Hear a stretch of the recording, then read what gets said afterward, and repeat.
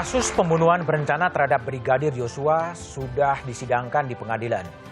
Ada yang menarik dari persidangan Verdi Sambo yang digelar di Pengadilan Negeri Jakarta Selatan, yakni buku hitam yang selalu digenggam sang pembunuh ajudan. Tak hanya di pengadilan, Sambo juga memegang erat buku hitam saat menjalani sidang etik di kepolisian.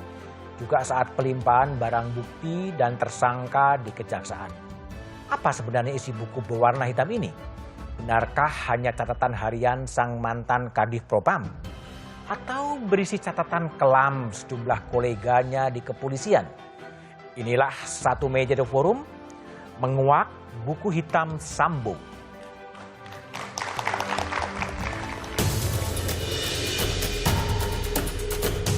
Terdakwa Verdi Sambo SHIK MH mengutarakan niat jahatnya dengan bertanya kepada saksi Richard Eliezer Budiang Lumiu, "Berani kamu tembak Yosua?" Lalu saksi Richard Eliezer Budiang Lumiu menyatakan kesediaannya. "Siap, Komandan."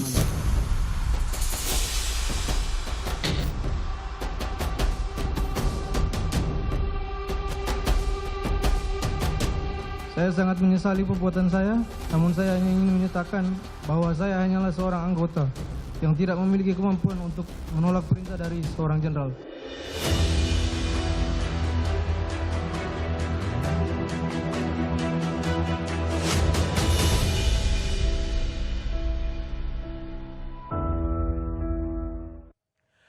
Kompas menulis relasi Sambo di kepolisian lancarkan pembunuhan. Sejumlah anggota Polri terseret skenario Sambo. Ada terjerat pembunuhan berencana, ada yang tersangkut perintangan penyidikan. Akankah Sambo mengambil alih tanggung jawab atau malah Sambo akan membuka semuanya di meja persidangan? Publik menantikan buku hitam Sambo. Apakah buku itu menyimpan data dan informasi sebagaimana buku lain dalam kasus pidana lain? Sudah hadir di studio ini sejumlah narasumber. Di ujung sebelah kanan ada Rasa Mala Aritonang, kuasa hukum Verdi Sambo. Malam, Bang Mala. Malam, Mas Budiman. Di sebelah kiri saya ada Ketua Harian Komisi Kepolisian Nasional, Pak Beni Mamoto. Malam, Pak Beni. Malam. Kemudian di ujung sebelah kiri ada Sugeng Teguh Santoso, Ketua Indonesia Police Watch. Malam, Mas Sugeng. Dan melalui sambungan Zoom ada anggota Komisi 3 DPR Taufik Basari. Selamat malam, Tobas. Selamat malam, Mas Budiman. Oke. Sebelum saya memulai dialog, kita coba terhubung dengan jurnalis Kompas TV Alvania Rizky langsung dari Pengadilan Negeri Jakarta Selatan. Alva, bisa dijelaskan update perkembangan sehari sidang obstruction of justice pada hari ini, bagaimana perkembangannya? Selamat malam Mas Budiman dan juga saudara. Sampai saat ini usai sudah sidang obstruction of justice atau perintangan penegakan hukum atau perintangan penyidikan atas kasus pembunuhan Brigadir Yosua terhadap 6 terdakwa. 6 terdakwa semuanya sudah disidangkan atau dengan agenda pembacaan dakwaan oleh jaksa penuntut umum. Tidak semuanya kemudian mengajukan nota keberatan atau eksepsi, hanya 3 saja. Mereka adalah Arif Rahman Arifin, kemudian Baikuni Wibowo, dan juga Cuk Putranto. Mereka mengajukan eksepsi atau nota keberatan atas dakwaan karena dianggap isi dakwaan yang dibacakan oleh jaksa penuntut umum terlalu terburu-buru. Sedangkan untuk kuasa hukum dari 3 terdakwa lainnya, termasuk itu Hendra Kurniawan, kemudian Agus Nurpatria, dan juga Irfan Widianto, justru mengapresiasi isi dari dakwaan yang sudah dijabarkan atau dipaparkan oleh jaksa penuntut umum. Dari hasil surat dakwaan yang dibacakan oleh jaksa penuntut umum ini kemudian diketahui secara detail apa peran dari ke-6 terdakwa ini, mulai dari yang memerintahkan menghapus CCTV atau mengamankan CCTV hingga mereka yang kemudian mengeksekusi dan mengetahui bahwa di saat itu Yosua Huta Barat masih hidup ketika skenario yang kemudian disampaikan oleh Verdi Sambo ini didengar oleh para anak buahnya. Tapi kemudian berujung pada sidang dakwaan hari ini, yang artinya ke-6 terdakwa ini kemudian terlibat dalam perintangan penyidikan dengan menghilangkan barang bukti. Ke-6-nya kemudian didakwakan dengan pasal berlapis, yaitu 2 pasal. Yang pertama ada pasal 49 Jungto, pasal 33 ayat 1 Undang-Undang ITE. dengan subsidiar pasal 48 ayat 1. Kemudian dakwaan kedua yaitu pasal 233 KUHP, jungto pasal 55 dengan subsidiar pasal 221 ayat 1. Kemudian yang menjadi menarik dari persidangan hari ini, tadi sempat persidangan terhenti sebentar karena terdakwa ke-6 yaitu Irfan Widianto ini mengajukan penundaan sidang atau pembacaan sidang karena sedang mengajukan pra-peradilan atas penahanan terhadap Irfan Widianto. Tapi lagi-lagi majelis hakim menolak permohonan tersebut dan melanjutkan pembacaan sidang dakwaan. Artinya agenda persidangan masih terus berlanjut dan para terdakwa yang kemudian mengajukan nota keberatan ini diberikan waktu selama 1 minggu dan sidang selanjutnya akan dilanjutkan pada pekan depan pada hari Rabu 26 Oktober 2022. Untuk agenda selanjutnya, Mas Budiman dan juga saudara, adalah esok hari, yaitu sidang lanjutan terhadap Ferdy Sambo dengan agenda mendengarkan jawaban dari jaksa penuntut umum atas nota keberatan yang diajukan oleh Ferdy Sambo. Mas Budiman. Oke, baik, terima kasih atas laporan Anda, jurnalis Kompas TV Alvania Rizky, langsung dari Pengadilan Negeri Jakarta Selatan. Saya ke Teguh Sugeng terlebih dahulu. Sugeng, ini banyak sekali polisi-polisi yang kemudian terlibat dalam kasus Sambo, termasuk tadi perintangan penyidikan ada 5. Apa yang Anda baca dengan begitu banyaknya polisi yang terlibat? Kalau saya melihat ini satu bentuk relasi, ya, relasi kuasa yang terbangun karena memang kewibawaan atau kekuasaan yang dimiliki oleh FS, ya, Ferdy Sambo. Relasi kuasa yang kemudian di sana terbentuk kultur yang menurut saya kultur subkultur yang buruk. Ya. Kultur yang buruk? Iya, kalau kultur yang baik kan memang normatif ya. Tapi kemudian terbentuk subkultur yang buruk yang sebetulnya bertentangan dengan tidak sejalan dengan kode etik. Yaitu siap walaupun siap ya, kan biasa nih, siap salah. Tapi kan biasa juga ketika itu keliru, itu kemudian mereka jadi permisif untuk menerima itu sebagai sesuatu yang harus dijalankan. Makanya satu gerbong masuk jurang sama-sama itu. Masuk jurang sama-sama. Tapi gini, apakah nggak mungkin anggota-anggota di bawah FS, di bawah Ferdy Sambo itu melawan atau nggak maulah melaksanakan perintah dari Ferdy Sambo? Oh ya mungkin saja. Mungkin saja? Mungkin saja. Disinilah terletak adanya integritas ya. Kalau kita bicara normatif, integritas. Karena ada juga yang saya dengar tidak terjerembab. Tidak terjerembab? Ada juga ya. Saya mendengar ada juga yang tidak terjerembab ya. Walaupun itu 1-2 ya. Tapi kalau tidak dilaksanakan bukan nanti insubordinasi? Kalau tidak dilaksanakan mungkin mendapat catatan buruk saja dari FS ya. Tetapi FS sendiri mungkin tidak bisa menindak dia terkait dengan perintah yang terlarang tersebut. Kecuali catatan lain. Ya, catatan buruk lain yang dia miliki terkait polisi tersebut. Ya, dan catatan-catatan buruk itu banyak FS punya ya. Banyak juga FS punya catatan-catatan terhadap buruk semua itu. Anggota polisi? Bukan semua lah, kalau semua kan 460.000 ya. Tapi dia punya terkait dalam jangkauan tugas dan kewenangannya. Sebagai Kadifropam? Betul ya. Oke. Itu kan biasanya adalah laporan-laporan buruk tentang perilaku polisi yang masuk kepadanya. Oke. Ya. Ya, saya ke Taufik Basari. Tobas, ini banyak sekali anggota polisi yang kemudian terbawa-bawa ya karena mengikuti skenario Sambo. Kalau Komisi 3 DPR yang dibaca dari ini apa? Ya, saya setuju seperti yang dikatakan Mas Sugeng tadi bahwa ada problem kultural ya, bahwa masih banyak personal-personal polisi yang kemudian merasa korps Depri-nya lebih tinggi, ya, semangat korpsnya lebih tinggi, tapi bukan untuk hal yang positif, tapi untuk menutup-nutupi suatu kesalahan. Dan ini menurut saya lah yang harus diperbaiki. Ini salah satu akar masalah kita di mana kultur ini harus kemudian kita hilangkan. Sehingga yang kita kedepankan adalah persoalan integritas dan akuntabilitas. Nah, ini menjadi PR-nya Pak Kapolri memang untuk memulai mengubah paradigma dan kultur ini. Ya.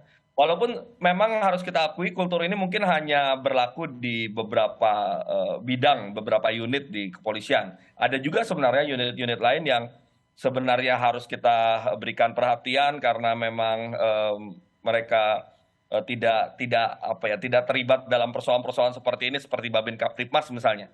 Mereka sebenarnya perlu kita berikan penghargaan karena mereka lah sebenarnya wajah Polri di tengah-tengah masyarakat di desa-desa, karena mereka langsung berhadapan dengan masyarakat di desa-desa. Tapi sayangnya perhatiannya belum besar gitu ya. Nah, oleh karena itu apakah Tobas, ini karena memang pengaruhnya Sambo yang begitu kuat sebagai Kadif Propam dan juga Kasatgasus, Kepala Satgas, atau memang ini kultur yang biasa polisi melindungi polisi sebetulnya? Saya melihat dua-duanya ya. Yang pertama yang menjadi problem mendasar memang soal kultur. Tapi di sisi lain khusus untuk kasus ini ya mungkin juga ada peran dari relasi kuasa yang dimiliki oleh Pak Sambo ini dengan pihak-pihak yang dia suruh untuk menutup-nutupi kasus ini, melakukan rekayasa dan sebagainya. Tapi dari kasus ini sebenarnya kita bisa lihat nanti polanya, ya bisa ditanyakan kepada orang-orang yang kemudian terlibat ini, mengapa mereka tidak melawan? Mengapa mereka tidak kemudian menyatakan bahwa ini salah atau mereka tidak mau untuk melakukannya? Kenapa mereka tetap mau melakukan hal ini? Nah itu yang harus digali juga. Nah, di sini supaya kita dapatkan polanya seperti apa. Ketika kita sudah dapatkan polanya, berarti kita bisa mendapatkan akar masalahnya kenapa. Kemudian mereka mau saja mengikuti, apakah memang benar-benar karena pengaruh Sambo, ataukah memang ada persoalan budaya. Nah, itu yang menurut saya nanti bisa dipetakan ketika kasus ini akan berjalan. Oke, baik. Pak Benny Mamoto, terjadinya begitu banyak satu gerbong ikut Sambo karena memang pengaruh Sambonya yang begitu kuat, atau apa sih sebetulnya yang terjadi dan nggak ada yang berani melakukan menolak ketika itu betul-betul menyimpang sebetulnya? Ya marilah kita tengok ke belakang Pak ya. Jadi ketika belum ada bedol desa, mereka masih pada posisi di mana mereka ada faktor psikohierarki. Psikohierarki. Atasan bawahan, kewenangan Sambo yang begitu besar, sehingga mereka semua ikut. Nah, ketika sudah di bedol desa, tidak ada jabatan, tidak ada kaitan atasan bawahan, mulailah masing-masing berani bicara. Nah, ini saya melihat Peraturan Kepolisian Negara Republik Indonesia nomor 7 tahun 2002, pasal 6 itu mengatur bawahan wajib menaati perintah atasan. Tapi berikutnya bawahan wajib menolak kalau perintah itu melanggar hukum, melanggar kesusilaan, keagamaan, dan sebagainya. Baru berikutnya dinyatakan bahwa ketika dapat perintah yang melanggar tadi, si bawahan ini berhak untuk mengadu atau melapor ke atasannya yang ngasih perintah untuk dapat perlindungan. Nah inilah yang menurut kami ke depan harus disosialisasikan, kemudian dipahami oleh seluruh anggota, dijamin bahwa mereka itu ketika melakukan sikap kritis kepada atasannya, mereka dapat perlindungan. Bahkan mungkin dapat itu lapornya ke Kapolri ya, kalau itu ya, kalau Kadif Propam? Bisa atasan satu tingkat di atasnya, bisa juga ke Kapolri. Kalau punya akses? Supaya dapat perlindungan. Oke. Bung Rasamala, jadi kalau Anda sebagai kuasa hukumnya Sambo, apa sih kenapa begitu Sambo tuh begitu bisa melibatkan banyak anggota polisi yang kemudian terseret dalam kasus itu? Sebetulnya karena faktor apa? Perintah atasan atau? Ya sebenarnya sih sederhana aja Mas Budiman. Kalau melihat kasus ini kan pasti Pak Sambo sebagai Kadif Propam kan memang punya kewenangan yang cukup tinggi. Besar. Tetapi memang kita melihat persoalan di kepolisian ini kan tidak sesederhana hanya melihat persoalan pada orangnya. Ini ada sistem di dalam, ada orang, ada budaya yang bekerja di sana. Nah saya pikir ini momentum yang baik sebenarnya, apalagi setelah kasus Pak Sambo, ada kasus lain yang mengikuti, ini menjadi PR besar untuk memikirkan bukan hanya soal individunya di dalam, tetapi bagaimana memperbaiki sistem secara strategis, secara krusial untuk bisa melakukan perubahan yang lebih konkret dan lebih real. Nah, saya lihat pertama Mas Budiman yang mesti ada tentu komitmen. Komitmen itu mesti ada. Kapolri mungkin sekarang kita lihat arahnya mulai ke sana. Gitu. Nah pertanyaan keduanya blueprintnya ada nggak? Blueprintnya untuk perbaikan itu sudah ada. Untuk perbaikan ya? Betul, untuk perbaikan itu sudah ada atau tidak. Kalau sudah ada, lantas siapa yang mau mengerjakan itu? Siapa yang diletakkan tanggung jawab untuk mengerjakan itu? Saya kira ke depan itu diskusinya harus dibawa lebih besar ke arah sana. Ya. Tapi gini, kalau pertanyaan saya adalah, Sambo sebagai Kadif Propam, juga sebagai Ketua Satgasus, tentunya mempunyai banyak informasi ya soal polisi, soal perilaku polisi kan sumbernya di Kadif Propam. Apakah itu kemudian mempengaruhi dalam konteks relasi kekuasaan terhadap anggota-anggotanya? Tapi jawabannya setelah jeda berikut ini.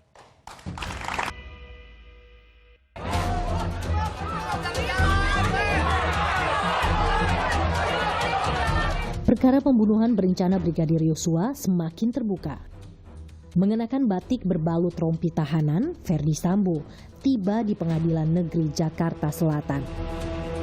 Kedatangan Sambo menyusul tersangka lainnya, yakni Putri Chandrawati, Ricky Rizal, dan Kuat Ma'aruf. Namun ada yang jadi sorotan dari kedatangan Sambo. Sebuah buku hitam yang selalu digenggamnya. Tidak hanya sekali Sambo terlihat membawa buku hitam ini. Ia juga membawanya saat kepolisian melimpahkan barang bukti dan tersangka ke kejaksaan. Kuasa hukum Ferdi Sambo, Arman Hanis, menjelaskan buku hitam itu berisi catatan harian seluruh kegiatan Sambo. Kamu kenapa tega kurang ajar ke ibu? Yang dijawab, kurang ajar apa komandan? Ternyata Ferdi Sambo... Lantas, apa sebenarnya isi buku hitam ini? Benarkah buku hitam berisi catatan kelam sejumlah oknum di kepolisian?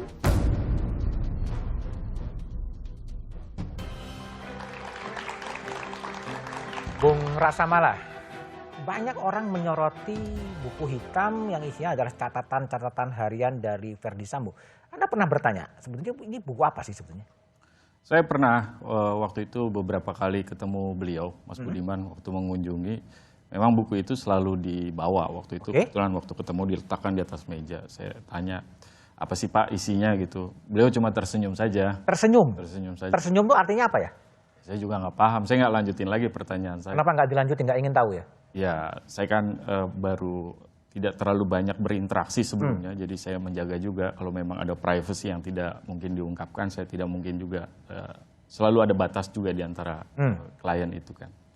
Tetapi prinsipnya memang seperti yang disampaikan Pak Arman, kebetulan Pak Arman memang lebih dekat dengan beliau. Pak Sambo ini kan memang pengalamannya cukup panjang, Mas Budiman. Sebelumnya sebagai Kasubdit 3, kemudian pernah di Tipidum, kemudian terakhir Kadif Propam.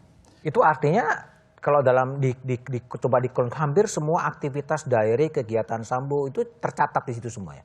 Yang diinformasikan ke saya melalui Pak Arman tentunya bahwa memang beliau rajin mencatat kegiatan-kegiatan beliau terkait dengan aktivitasnya. Sampai sebatas itu saja saya mendapat informasi terkait buku itu. Ya. Ketika bertemu dengan Bang Mala, informasi-informasinya juga dicatat juga gitu? Saya tidak tahu. Waktu ketemu saya sih dia tidak mencatat, ngobrol saja. Begitu. Tapi dibawa kan bukunya? Dibawa, ditaruh. Dan selalu dibawa? Selalu. Ya beberapa kali ketemu dibawa dan waktu pemeriksaan di kepolisian ya juga waktu transfer ke kejaksaan juga dibawa juga buku itu. Memang saya lihat itu. Dan Anda kan pernah juga bekerja di KPK dulu ya, pernah mengurusin banyak bukti-bukti. Ada juga potensi bahwa itu merupakan data-data atau catatan-catatan yang satu saat mungkin bisa diungkapkan di pengadilan. Tentu secara spesifik saya kan tidak, karena saya belum pernah lihat isinya langsung Mas Budiman, artinya kan saya tidak bisa membuat satu asumsi ya. Tetapi pada prinsipnya sih kalau memang ada informasi penting di dalamnya dan itu bisa berguna untuk memperbaiki situasi dan keadaan sebagai konsekuensi apa yang telah dilakukan oleh Pak Sambo, saya pikir bisa saja itu disampaikan oleh Pak Sambo. Ada informasi penting untuk perbaikan kepolisian? Ya saya pikir beliau kan terlepas dari persoalan persoalan pidana yang beliau sedang hadapi, beliau punya kecintaan terhadap institusinya di kepolisian. Saya pikir itu beberapa kali disampaikan beliau. Oke, baik. Sugeng. Ya. Indonesian Police Watch. Jadi kalau Anda kan sering menelisik aktivitas-aktivitas polisi, informasi apa yang Anda dapat dengan buku hitam yang selalu dibawa oleh Ferdi Sambo sebetulnya? Ini saya cuma mau menerawang aja ya. Mas, menerawang? Ya, menerawang. Di buku itu saya menduga ada tulisan gratifikasi. Hah? Iya, ada. Ya. Gratifikasi apa? Penerimaan uang koordinasi ya. Ini nerawang atau Anda analisa? Nerawang ini. Tapi ini tulisan saya duga kuat tulisan beliau nih. Ya. Hah? Jadi ada dugaan saya dalam buku catatan tersebut tuh ada penerimaan uang koordinasi terkait pengusaha tambang. Gimana Anda Terawangan bisa sampai ke situ? Ya kan namanya nerawang, Mas Budiman, ya. Dasarnya apa? Ya, Kamu mengaburkan fakta yang kamu ketahui atau gimana? Jadi penerawangan itu beliau juga ada menyebut gratifikasi terkait penerimaan uang koordinasi. Setidak-tidaknya ada 2 wilayah ya di Kaltim ya yang menyangkut seorang IB ya, Bribtu IB. Kemudian di Kaltara ya menyangkut Bribtu HSB. Ya, itu kalau diteliti lagi catatannya ada juga terkaitkan juga polisi jenderal bintang 2, bintang 1 ya. Selain itu apalagi kira-kira? Terawanganmu, Terawangan sama Karangan agak beda kan sebenarnya? Loh, ini kalau Terawangan itu kan satu keahlian, Mas. Oh, ya. keahlian? Keahlian kalau Terawangan. Saintifik itu? Iya, bukan saintifik enggak saya mau sebut lah ya. Tapi keahlian nih ya. Setidak-tidaknya 2 hal itu ya. Kalau Terawangan ini saya mau ditanya lagi, nanti bisa juga kita setengah kamar ya. Oh, setengah kamar? Iya. Berarti ada sesuatu yang lebih konkret gitu? Oh iya dong. Enggak, biasanya IPW kan dapat umpan lambung juga dari dalam. Ya saya nggak mau mengatakan gitu dong. Berarti saya membuka sumber ya. Harusnya Mas Rasa Mala sebagai advokatnya tuh yang membuka ya. Walaupun dia tidak boleh membuka dalam hubungan kerahasiaan, beliaunya harus tahu ya. Karena saya kan pembentuk kode etik ya. Harus tahu, klien harus jujur pada dia. Jadi setidaknya 2 itu ya. Jadi buku hitam tuh bukan sesuatu yang buku-buku biasa seperti buku apa ya? Ada sesuatu informasi-informasi ya? Iya, bukan buku biasa ya. Dipegang oleh mantan Kadif Propam ya. Dan ingat loh ya, memang di dalam kode etik kepolisian ada larangan seorang anggota polisi membuka rahasia jabatannya. Ini terlarang nih. Oke. Ya. Tetapi pertanyaannya, ketika beliau Pak FS ini sudah dipecat, ya, apakah beliau masih terikat dengan kewajiban menjaga rahasia? Saya advokat, ya saya pembentuk kode etik ya. Kalau saya advokat, saya sampai mati pun tidak boleh membuka rahasia klien saya, ya. Sampai mati nih. Dalam status sebagai advokat ya. Tapi kalau misalnya polisi saya tidak tahu, ya, ketika dia sudah dipecat, apakah kewajiban itu masih melekat? Atau ya untuk memelihara yang namanya damai, suasana tenang, walaupun penuh dengan api dalam sekam, ya harus tidak boleh dibuka buku hitam itu. Tidak boleh dibuka? Iya mungkin ya, ini kan Terawangan. Tapi kalau harapan Anda? Harapan dibuka saya aja gitu? Harapan saya pernah menyatakan ketika proses ini awal akan ada perlawanan ya, dari FS. Dan sudah tampil waktu itu perlawanan. 2 momen setidak-tidaknya ketika ada kawan-kawannya yang terkonsentrasi di rumahnya pada saat sebelum dia dijemput. Dan juga beredarnya perlawanan skema. Ya. Kemudian ada juga peredaran lain. Apakah itu akan kemudian buku hitam ini akan berkembang? Kita lihat. Alam saja yang akan menuntun sampai arah mana perjalanan ini ya. Tapi bisa juga terjadi catatan kolega-kolega sebagai Kadif Propam ya? Oh iya. Iya. Gimana Mas? Ya ada mungkin catatan dari kolega-kolega polisi sebagai FS sebagai Kadif Propam ya, mencatat perilaku-perilaku itu. Oh iya banyak sekali, kalau buku itu cuma kecil itu Mas. Ya. Kalau kemudian memang dia masih terikat ya tidak boleh dibuka. Tapi kalau tidak terikat dibuka. Karena saya melihat praktek perlindungan di dalam catatan ini. Praktek perlindungan terhadap dugaan pelanggaran menjadi permisif. Ya. Kalau mau misalnya hitam putih, babak belur itu. Babak belur ya? Iya. Oke, Pak Beni Mamoto. Pak Beni, ini tradisi perwira-perwira tinggi bawa buku hitam itu tradisi yang memang sudah biasa di kepolisian ya Pak Beni? Ya, jadi memang para perwira tinggi itu selalu membawa buku catatan, entah ketika dipanggil rapat dan sebagainya, memberi briefing dan sebagainya, itu menjadi satu kebiasaan. Kenapa FS ini pegang sendiri? Kan nggak ada ajudan. Oh. Ketika ada ajudan, ajudan pegang. Oh, yang pegang ajudan? Iya, sehingga ketika rapat ya nanti ajudan datang naruh buku itu di Jadi ini kalau bicara kebiasaan. Kalau bicara isi terowongan tadi, apakah ditaruh di situ atau di tempat lain? Tapi kalau Kompolnas menganggap ini biasa-biasa aja gitu sebenarnya. Kalau ini kebiasaan memang, seperti saya. Nggak ada sesuatu informasi rahasia, atau bukan rahasia lah, informasi yang biasa saja, tapi bisa menjadi rahasia gitu. Kalau rahasia justru tidak dibawa. Tidak dibawa. Tapi dipegang terus oleh beliau. Kalau rahasia, sembunyikan. Oh? Kalau itu kemudian dibuka, digeledah, ketahuan. Kalau Kompolnas menganggap itu sesuatu yang tidak ada kecurigaan sedikit pun ya? Saya melihat dari sisi kebiasaan dulu Pak ya. Kebiasaan memang semua perwira tinggi, perwira menengah, catatan itu menjadi penting. Karena apa? Di situ isinya arahan dari pimpinan, kemudian jadwal kegiatan dan sebagainya. Oleh sebab itu kebiasaan membawa buku itu hal yang biasa. Soal isi sisi lain Pak.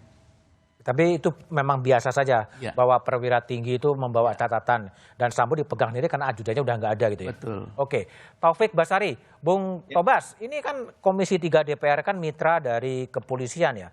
Apa sih yang Anda baca dengan berbagai rentetan kejadian di polisi setelah kasus Duren 3 ya, Verdi Sambo sedang berjalan prosesnya, kemudian muncul tragedi Kanjuruhan, yang terakhir juga muncul kasus Teddy Minahasa. Sebetulnya apa yang sedang terjadi di kepolisian? Tapi jawaban Tobas setelah jeda berikut ini.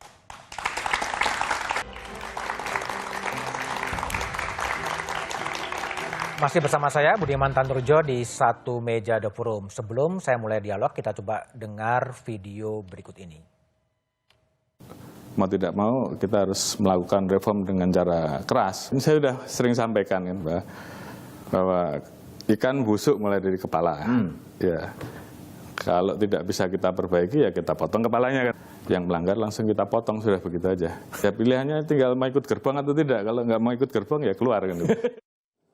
Irjen TM dinyatakan sebagai terduga pelanggar dan sudah dilakukan penempatan khusus. Kemudian tentunya terkait dengan hal tersebut, saya minta agar Kadif Propam segera melaksanakan pemeriksaan terkait etik untuk kemudian bisa kita proses dengan ancaman hukuman PTDH. Selain itu, saya minta kepada Kapolda Metro untuk melanjutkan proses terkait dengan penanganan kasus pidananya.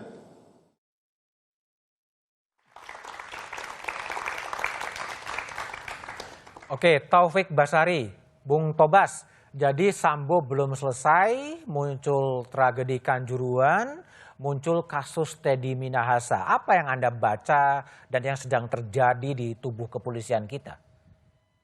Kalau saya melihat dua kasus terakhir lah, untuk kasus FS dan kasus TM ini kan yang menghebohkan dan menjadi ironi adalah melibatkan petinggi Polri, jenderal gitu ya.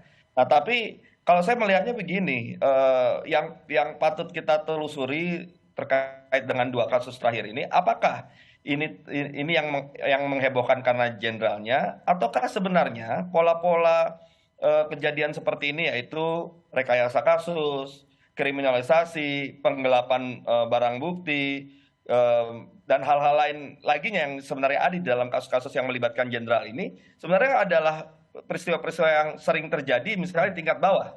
Nah, kalau saya tadi menggarisbawahi apa yang disampaikan oleh Pak Kapolri, justru ini adalah simbol dari bahwa ya kepalanya yang diberantas gitu ya. Kalau ternyata sebenarnya sudah terjadi di bawah-bawah, tapi ketika ada pelibatan petinggi yang selama ini tidak terlihat, tidak diketahui, ya ini saatnya untuk menunjukkan bahwa Pak Kapolri tegas, ya siapapun itu, mau dia petinggi, ya apabila memang terlibat dalam kasus-kasus yang sangat mencoreng dan memalukan citra polisi ini, maka harus disingkirkan.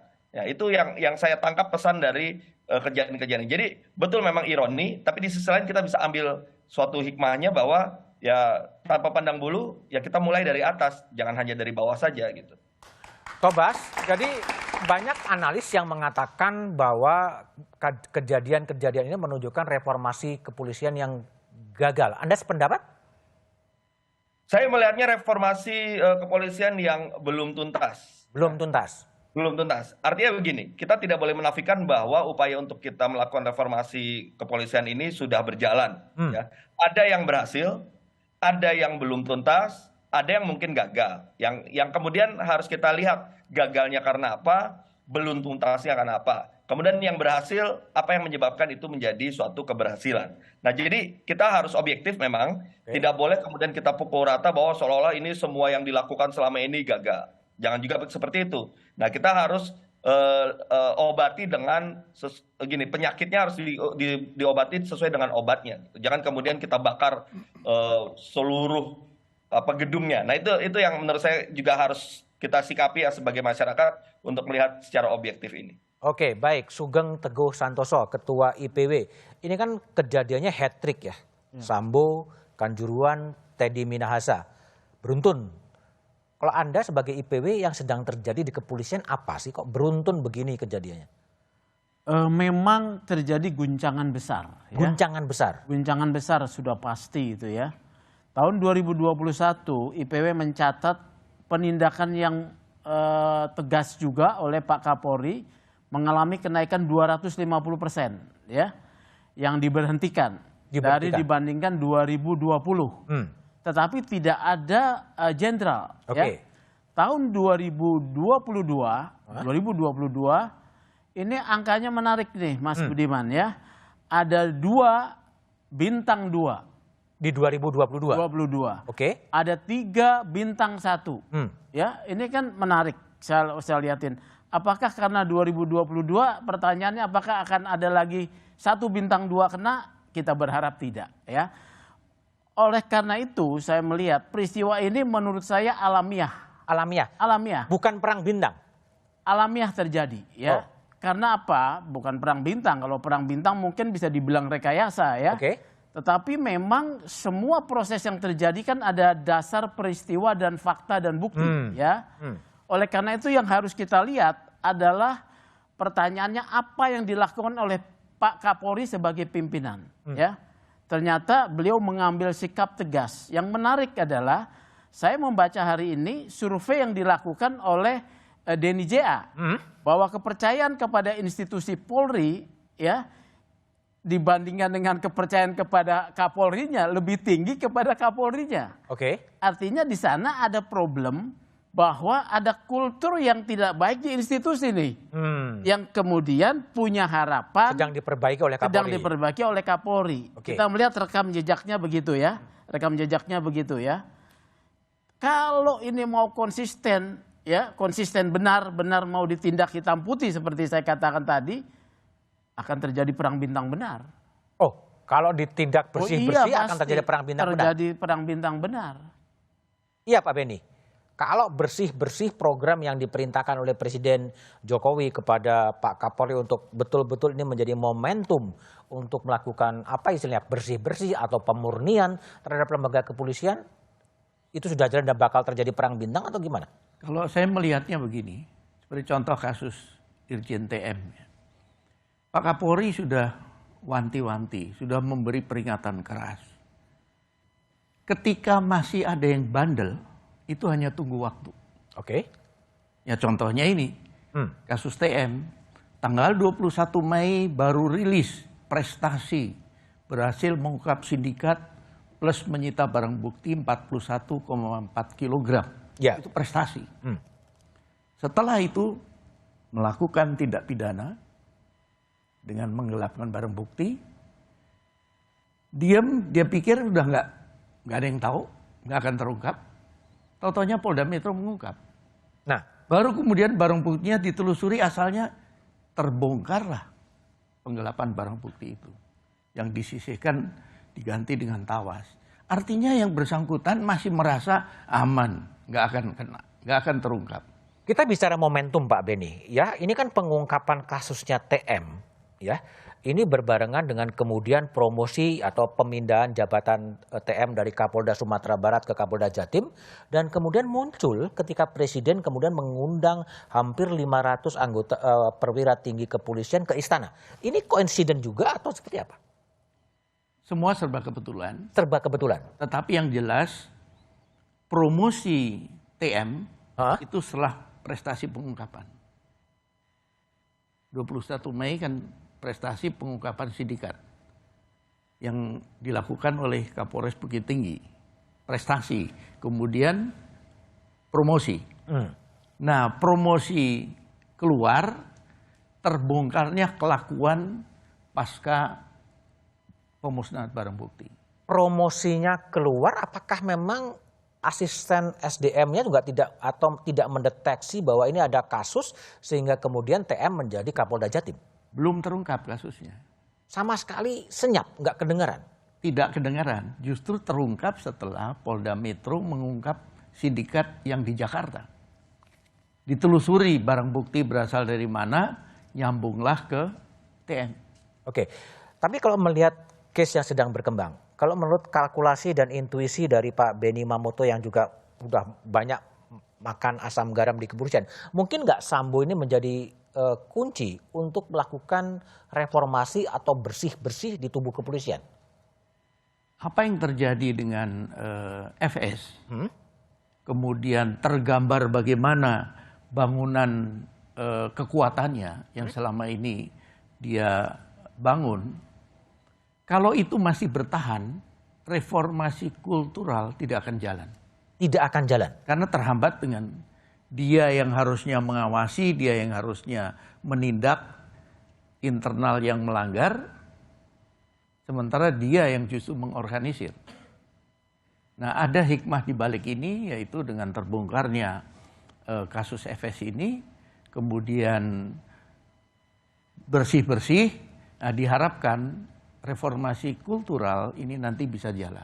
Oke, baik.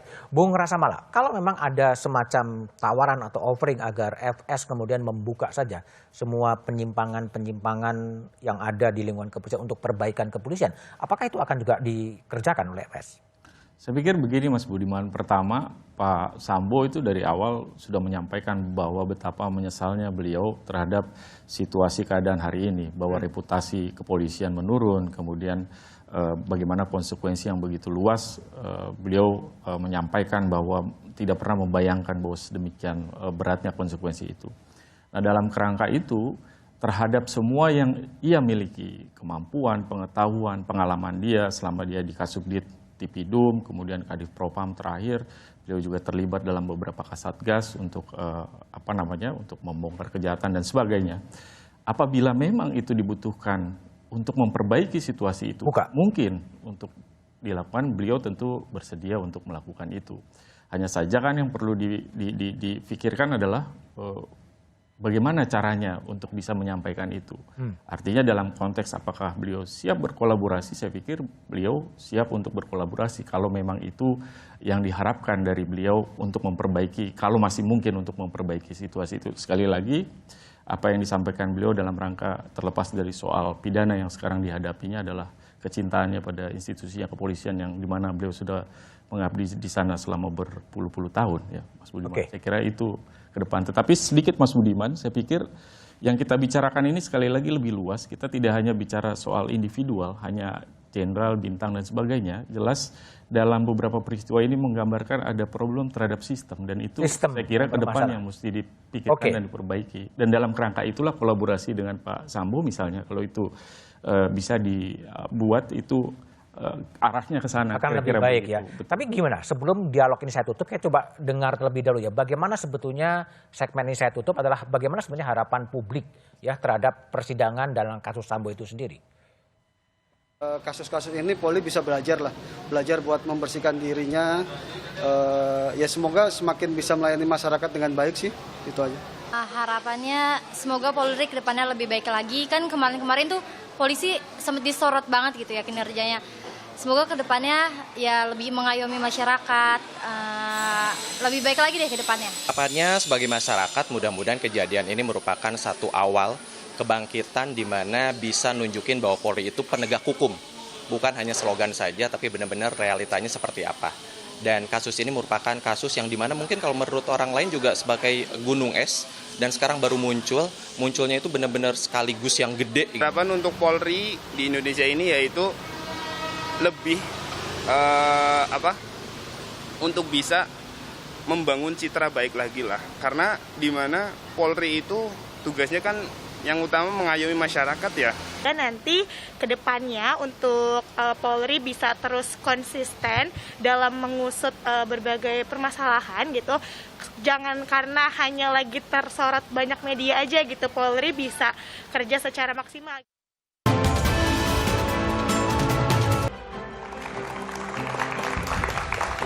Masih bersama saya Budiman Tanrujo di Satu Meja The Forum. Saya ke Taufik Basari. Bung Tobas, apa yang harus dilakukan oleh kepolisian agar kasus Sambo, Kanjuruhan, dan Teddy Minahasa ini tidak terulang lagi? Yang pertama, jangan sampai ada gap antara yang disikapkan oleh Pak Kapolri, komitmen Pak Kapolri untuk melakukan pembenahan ini, ya, sikap tegas yang dilakukan oleh Kapolri dengan pelaksanaannya di lapangan. Oke. Kedua, kita tentu berharap ya para jajaran Polri sampai tingkat bawah, tingkat Kapolres bahkan tingkat Kapolsek mampu untuk menerjemahkan apa yang dilaksanakan oleh Pak Kapolri ini untuk melakukan pembunuhan secara menyeluruh. Dan yang ketiga, terkait dengan kasus Sambo dan tema kita pada hari ini, apapun isi dari buku hitam Sambo, ya mau dia isinya menggemparkan atau mungkin tidak menggemparkan, jangan sampai kemudian pihak-pihak yang saat ini sedang memproses ini semua, termasuk memproses rekayasa kasusnya, menjadi ragu-ragu, menjadi takut, karena khawatir apa yang ada di dalam. Oleh karena itu, mau apapun isinya, ya kita berharap, kita dukung terus Pak Kapolri untuk membereskan ini. Dan Pak Kapolri saat ini butuh dukungan yang kuat, ya. Karena ya di bawahnya ini ya harus ada dalam satu gerbong saja, tidak boleh ada banyak gerbong, hanya ada satu gerbong yang dipimpin oleh Pak Kapolri. Baik, Taufik Basari. Sugeng, jadi apa saran Anda agar... Tiga model ya, ada tiga model nih ya. Model pertama adalah kalau dengan makna murni dan konsekuen. Penegakan hukum yang murni dan konsekuen. Jadi kalau ini adalah 5 bintang muncul, artinya kalau dilihat sebagai permukaan saja, di bawahnya kan ada. Apakah mau juga dibongkar? Itu model pertama ya. Akan tetapi memang terjadi perang di sini. Ini tidak juga menjadi sesuatu yang sehat. Atau model yang kedua adalah pengakuan dosa. Yang sudah terjadi diakui semua. Dan membuat komitmen integritas bahwa ke depan tidak ada lagi. Begitu ada, potong. Tiga pendek. Ya. Yang ketiga adalah ya kemudian yang tindakan tegas ini diteruskan ke depan. Baik. Ya. Kalau Pak Bedi dari Kompolnas, apa yang akan dikerjakan oleh Kompolnas agar ini proses bersih-bersih menjadi lebih baik? Ya, kami dari Kompolnas memberi apresiasi kepada Bapak Kapolri serta memberikan dukungan penuh karena Bapak Kapolri kemarin sudah langsung vikon dengan seluruh jajaran yang memberi arahan secara detail penjabaran konkret langkah di lapangan atas arahan Bapak Presiden. Ini langsung direspon cepat. Nah, kemudian perlu peningkatan pengawasan internal, khususnya pengawasan melekat dari atasan langsung. Kami akan bekerja sama dengan pengawas internal untuk secara maksimal melakukan pengawasan agar masalah-masalah yang potensial menimbulkan keresahan masyarakat ataupun aduan-aduan yang macet ini akan bisa diselesaikan sehingga masyarakat merasa dilayani dengan baik. Baik. Bung Krasamala Aritonang. Jadi apa yang akan dikerjakan Anda kerjakan sebagai pengacara dengan memanfaatkan momen persidangan untuk mencegah agar kasus ini tidak terjadi, ada lesson learned yang dipelajari dalam kasus Sambo sebetulnya? Saya kira pertama begini Mas Budiman, ini jelas kita sepakat semua ini adalah momentum yang sangat penting untuk perbaikan dan reformasi bukan cuma kepolisian sebenarnya. Kita sedang bicara integrated criminal justice system dalam skop yang lebih luas Mas Budiman. Itu yang pertama. Yang kedua, seperti disampaikan Pak Sambo dari awal, beliau bersikap kooperatif termasuk kalau ada kebutuhan bahwa beliau harus menyampaikan informasi, catatan apapun yang dianggap penting untuk melakukan perbaikan tersebut. Selagi beliau bisa memberikannya dan ada akses untuk itu, tentu beliau bersedia untuk melakukannya. Itu yang kedua. Yang ketiga, Mas Budiman, dalam level yang lebih besar kita bicara soal perbaikan sistem, termasuk di dalamnya ketika kita bicara fungsi-fungsi di dalam kepolisian, salah satunya penyidikan, maka kebijakan besarnya saya pikir itu mesti diperbaiki ke depan terkait misalnya soal hukum acara pidana kita yang sudah cukup lama, dan saya pikir salah satu akar persoalannya ada di sana untuk bisa melekatkan pengawasan yang lebih ketat dalam fungsi-fungsi tadi. Saya pikir itu poin besarnya ke depan, Mas Budiman, dan kami akan mendorong juga tentu Pak Efes untuk bisa menjalani persidangan ini dengan baik. Bang Mala, Tobas, Pak Beni, dan Sugeng telah bergabung di satu meja The Forum. Persidangan adalah mekanisme paling beradab untuk mengungkap kebenaran dan menghadirkan keadilan. Keadilan bagi keluarga korban, keadilan bagi anggota polisi, dan keadilan bagi publik. Akankah Sambo mengambil alih semua tanggung jawab atas tewasnya Brigadir Yosua Huta Barat? Kita tunggu saja ketukan palu hakim. Demikian satu meja The Forum malam ini. Sampai jumpa pekan depan. Selamat malam dan terima kasih.